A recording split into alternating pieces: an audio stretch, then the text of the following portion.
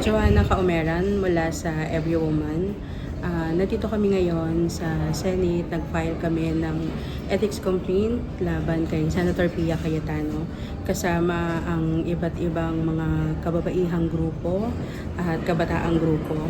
Naniniwala kami na dapat imbestigahan ang ginawang pag-post ni Senator Pia ng spliced video during an impeachment trial process.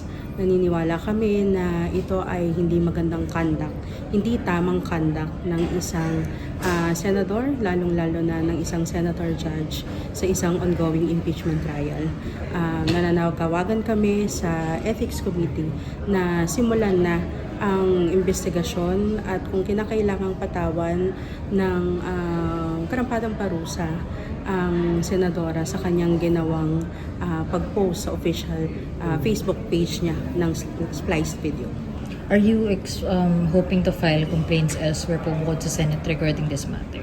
Sa ngayon, ito munang sa Ethics Committee kami nag-file dahil naniniwala kami na ito ay dapat agarang bigyang pansin ng komite at ng Senado. Okay po.